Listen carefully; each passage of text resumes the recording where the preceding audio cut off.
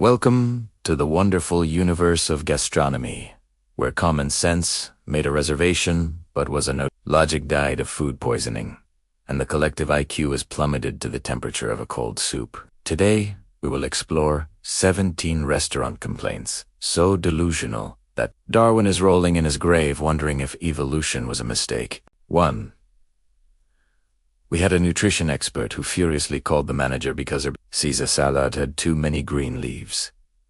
She demanded a full refund, claiming she ordered a salad, not a botanical garden on a plate. The waiter, with the patience of a saint, had to explain to her, speaking slowly as if educating a 3-year-old, that salads are, in fact, composed primarily of green vegetables. She insisted she expected more chicken and croutons, less plant. Imagine the level of entitlement required to complain that your salad contains salad. 2.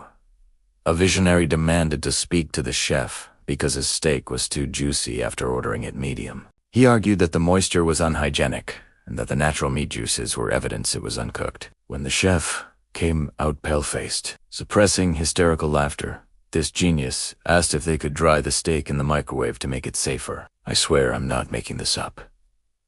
3.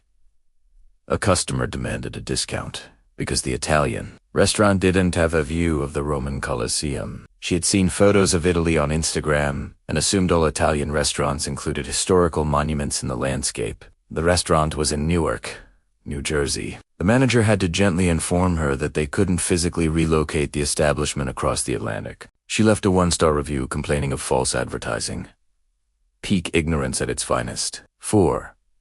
A professional complainer called the police. Yes, the actual police, because his latte had too much foam. He argued this constituted commercial fraud, since he paid for coffee but received 70% air. The officers arrived, looked at the cup, and one of them had to explain that cappuccinos traditionally include foam. This master of logic replied, "Then give me a refund for the air. Would you call the authorities because your drink has the correct consistency? Let me know in the comments." 5. A woman demanded her soup be recooked because it was too hot to eat immediately, when suggested she wait 2 minutes. She screamed she didn't have time for temperature games and that the restaurant should serve food ready for instant consumption. The waitress, struggling to maintain professional composure, offered her ice. The customer rejected it because it would dilute the flavors. A masterclass in logical contradictions. 6. A diner demanded compensation because another customer in the restaurant was looking at him while he ate.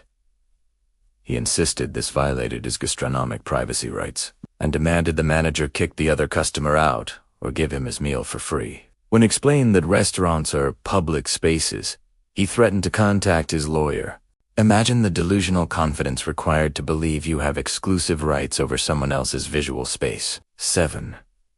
A vegetarian ordered a beef burger, ate every last bite, and then demanded a refund because no one warned her it contained real meat. She argued she assumed all burgers in 2025 were plant-based by default. The manager, completely stunned, pointed out that the menu clearly stated 200-gram Angus beef burger. She replied, "I don't read menus.